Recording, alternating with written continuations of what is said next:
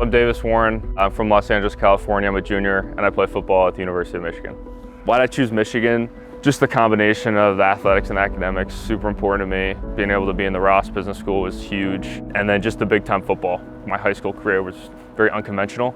I knew that I had the talent to play at this level. I know in practice I've shown it, so I wanted to go big. Even if I didn't play and I wasn't good enough, then I could say that I gave it my all and I gave myself every chance to play at this level and then hopefully play at the next level. Just the combination of those two things and being able to make the most of it, really drawn to it, and I'm very glad I made this decision.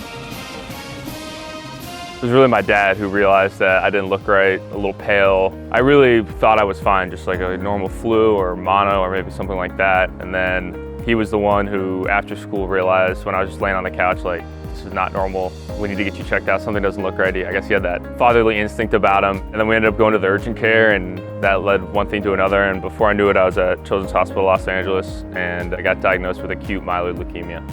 When you get that diagnosis of cancer, like, you're just trying to make it to that next day, that next week, like the connotation with it, like you really don't know what's gonna happen next. Once they told me like 5 to 8 months, I really thought, okay, I do have a chance of like being able to come back.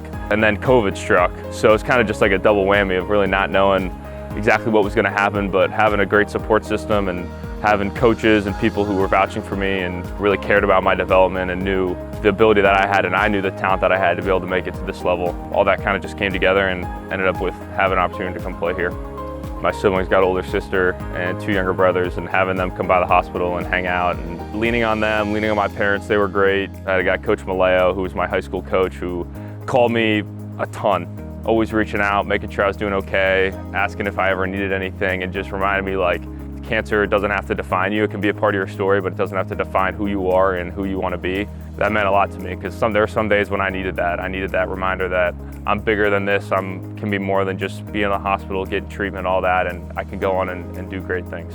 There are kids who I met, a kid named Jake, who was diagnosed around the same time with me, high school kid, and me and him like struck it off immediately. We're best friends. We'll be best friends for life after meeting and going through that together. That's a bond that you really can't understand unless you've been through it.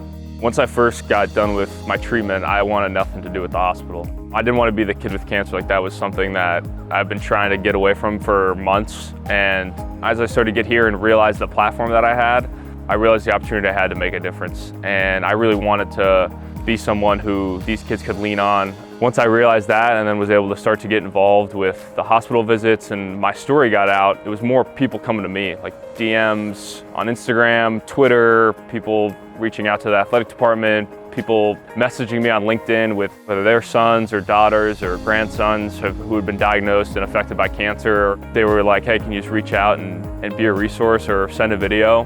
And then that kind of just grew into being more than that. And I have all these kids now who I've met along the way, whether they're in Iowa or Florida or wherever, just being like a mentor for them and knowing that they can do it, they can be more than their diagnosis. And that's been super just fulfilling for me.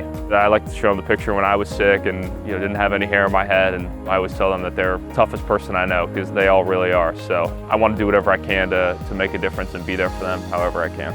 What I learned is just whatever the situation, the scenario, whatever's going on in my life, I can always not only lean on other people, but lean on myself. And like, I am tough enough, strong enough.